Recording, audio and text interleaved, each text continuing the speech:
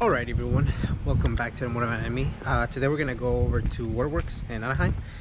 My buddy Ralph hit me up during the week. He's like, hey, on Saturday you're gonna be busy, and I was like, well, if there's a Cars and Coffee in the morning, I'll go, and if not, I don't have anybody scheduled for a car interview. And he was like, well, I'm gonna be at Daniel's WordWerks because he's getting his cars mogged. And I was like, all right. It's like, I just gotta make sure that we adjust some stuff for the smog, and then we'll be good. All right, so I hit him up again. He was like, yeah, come through. So I'm gonna go just hang out with them, just catch some vibes. I just show up, you know. I just show up. What's up, Rafa? On this episode of Automotive Anatomy, we'll show you how to pass smog legally. we're gonna hire Rafa as the next host for Automotive Anatomy as we grow, and I go behind the scenes. Well, this is Rafa's car. We've seen it before, like once, I think. No, we still haven't done an interview on because for whatever reason your paint's not up to code. But look at this. Look at that. Look at that. It's in the shade, man. It's hiding everything. You're such a liar, mentiroso. Man, so freaking nice. The people are asking. A Core Collective. I thought it was supposed to be a meet this year. Yeah, that was the plan. We were hoping to have it in July, and then what ended up happening was that because of the rise of COVID at the beginning of this year, the city was apprehensive about moving forward with allowing larger events. Granted, they allowed other larger events, but the difference between those events and our small one is that they bring in more revenue. So for them, they're more likely to give them the pass in comparison to us. And when I finally did get the approval, which I did get, it was already too late, and I didn't want to rush into it, considering it's been a 4 or 5 year hiatus. And we want to make sure that we organize a good event for the Accord enthusiasts. Well, I don't know what small you're talking about, because the event got so big, but thank you for trying, because I know that's a lot of permits that you do it legit. It's not like just like, let's all meet up at a parking lot type of thing. So you do it legit. So next year there will be a meet. Is that what I'm hearing, or no? I want to do it next year. Because you have to start all over, no? You have to get the permits again. Well, what I'm gonna do is just have them. What's the word I'm looking for? Carry over. You can? Yeah, because all the paperwork is done. Oh, it doesn't like reset because it's a new year? It will in that sense, but I'm just gonna resubmit it. Okay. It wasn't, doing the paperwork isn't difficult. It's always the approval. And with COVID, it didn't help. Yeah, that didn't help whatsoever, because I know how to navigate getting the fire permit. I know how to navigate getting the permit from LAPD. That's so cool, dude. And we're gonna hire you for if we end up doing like an Automotive Anatomy, like. I actually get a kick out of all that red. You're so weird. You're so weird. No, that's weird. No one should get a kick out of bureaucracy and red tape. Well, go into the. Maybe you're gonna run for office. Nah. Hey, honestly, if you run for office, I'll go to one of your events. I'll go down to the beach and. Too many skeletons. I'm good. Let's just leave it at that. Too many skeletons in the closet. I mean, it seems like the wackier you are now in politics, you win. So. Ain't that the truth, right? Never know. So what's been new with this car, man? I mean, we're still gonna meet up and eventually interview on this, because it's the story behind it. But like, was when we've seen it, I think I've shown it twice. One when it was here, when practically you were just putting on suspension. That was a while. That was a bit. And the second time at the court meet where Royal Accords giving back. Right. That's it. I think at the Christmas meet, you just walked around it. I didn't really talk about it, huh? Yeah, you didn't say anything. I mean, I already had the seats in. I got my steering wheel in. Oh, I lied. I saw you at the Long Beach as well, because I think that's where you had the seats. The one that the Bruise and Cruise. Oh, that was last year though. I don't know, man. That was last year. But point is, like, you just don't take this car out much. No, that's a problem. It is, but I get to enjoy it much more. Because you still have the van, no? Yeah, you know what? Surprisingly, I love driving the van more than this. It's more comfortable? I can just mob in it and not even care. Mm-hmm. And that's so nice, especially when I put so much time and money into this. I really worry about it. But the most recent thing is the installation of the Mugen carbon fiber intake. It's originally for a Euro R. Mm-hmm. And I got it 5 years ago. I had to make a custom bracket for it. I saw that. And you polished it. Nice. No, that one actually chromed. Oh, that's actually chrome. Mm-hmm. Slow rider. Mm-hmm. Yeah, you worked on this little project for what a bit, man. It looks so simple, but it wasn't. The angles are so hard because the tolerances right here and back to the headlight are very, very tight.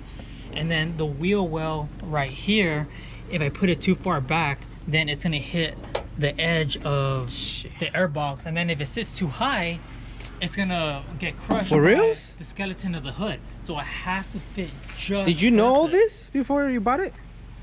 No. Shit. If I would have known that, I would have done. I already knew when I bought it that it would fit this space. It was a matter of getting the angle right, the height right, and everything else, because I still have the stock intake manifold. In comparison to an H intake manifold, it sits further out. Mm-hmm. So I needed to make sure that where it was sitting in this part of the engine bay was close enough for me to be able to run basically the shoulder and a small attachment so it can be functional.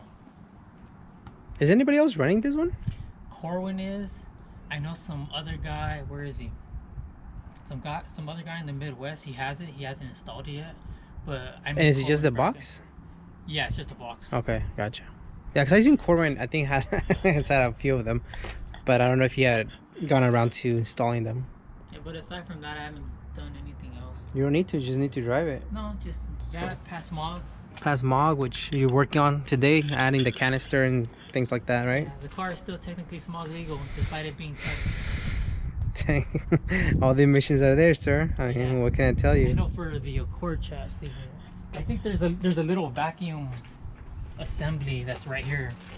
And then when Daniel did the tuck and everything, he actually moved it to underneath the wiper cowl. What? So it's out of sight, out of mind, but it's still there, right? functional. So it shouldn't, like, that's how you know he's gonna get into it. He's reading his owner's manual. Danny from WordWerx.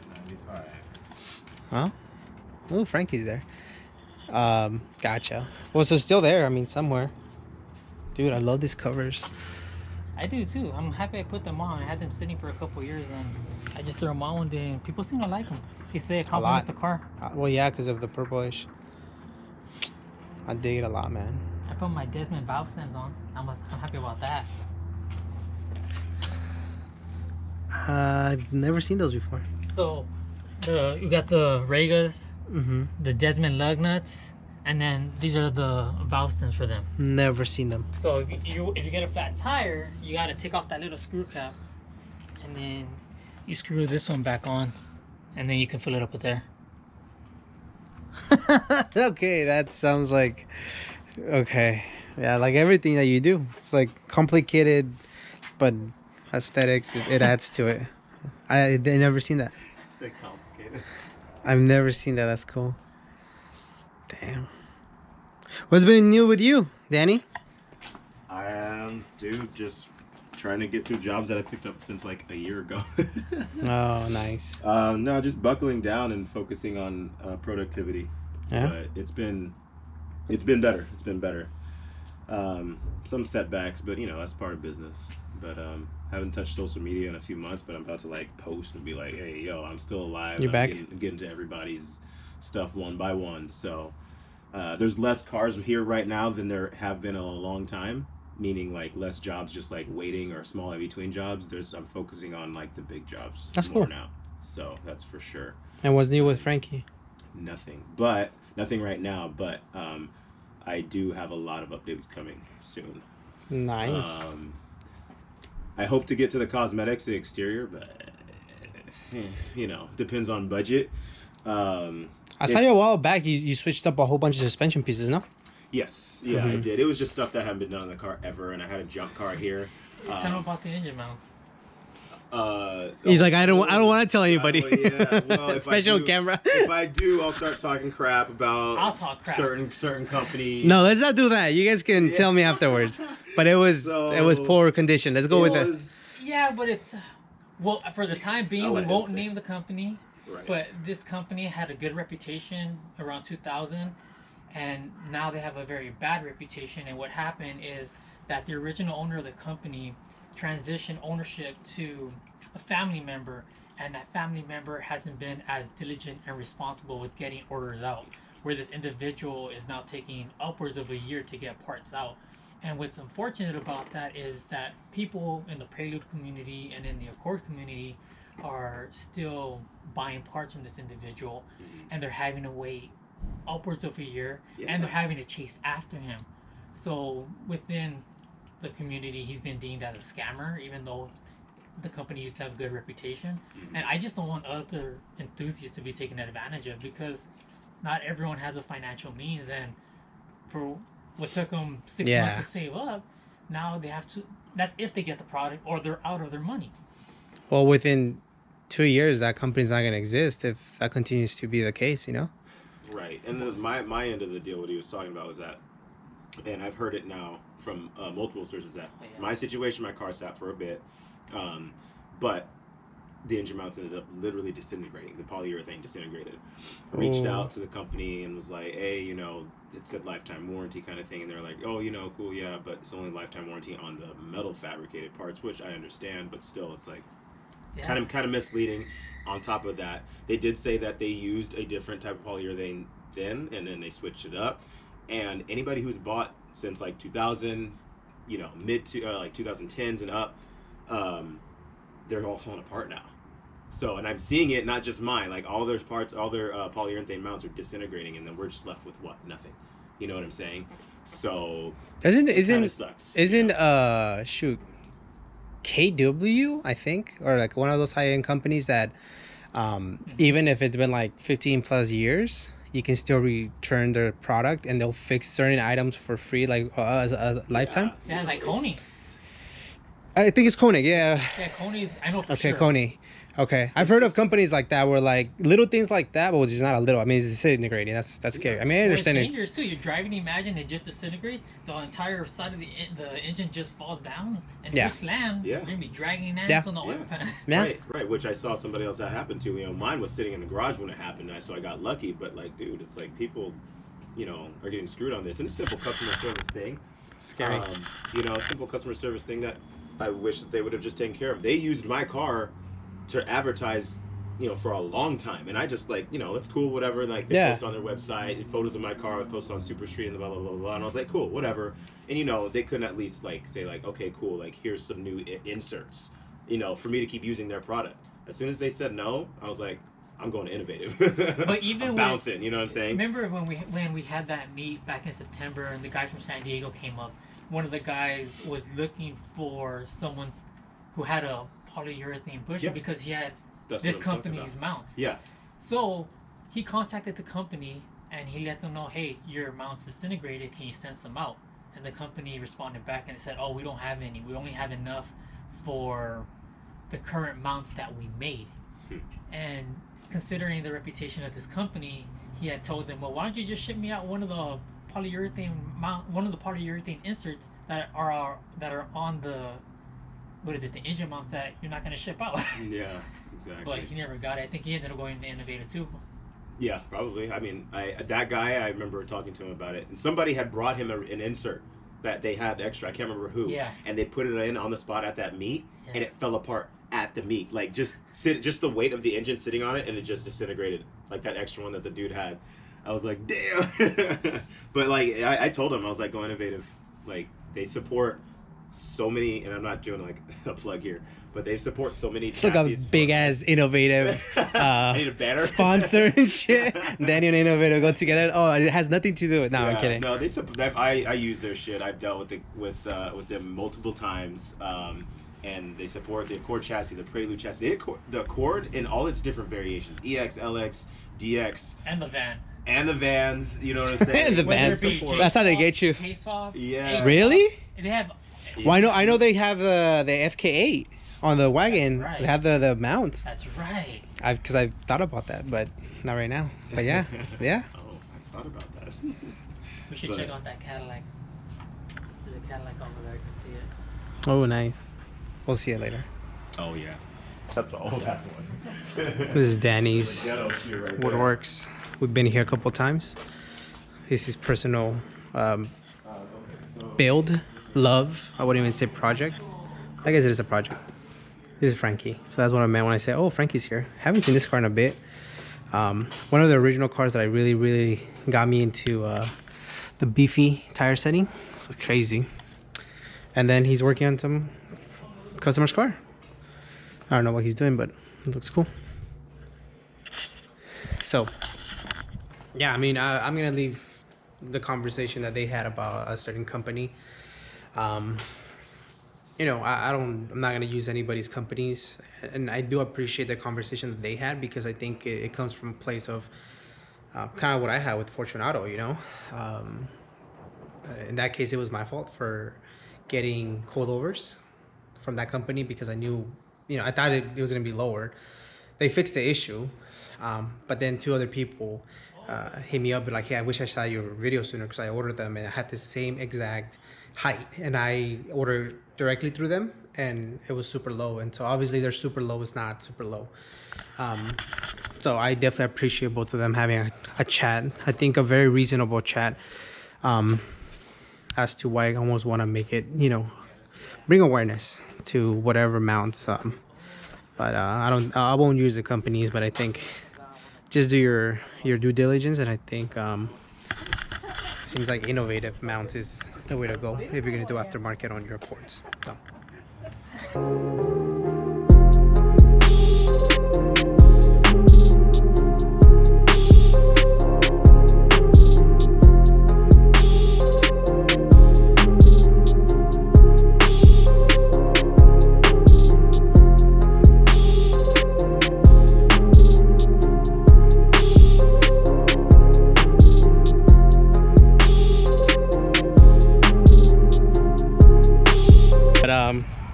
Yeah, for my end, my sweater's dirty because Ralph decided to take a U-turn, and I buckled my fender and kind of kicked it in and melted some of the tire away. So yeah, we did fender banging out and shaved the tire, so we should have ultimate clearance now. Ralph was like, you have a jack in your car? Like, yeah. I should probably race a little bit more. I'm gonna end up racing a little bit more. It's a pain in the butt. But anyways, yeah, sweater's all dirty, which is a bummer. But yeah, I'm gonna go kick it there. Daniel, thank you so much for the shake and the plug. I already forgot the name of the place. But if you're in Anaheim, it's in Imperial and Kramer. Power something. I don't think it was a power hour. But anyways, thank you for the shake. It was really good, man. And yeah, appreciate it. Catch you guys in the next one.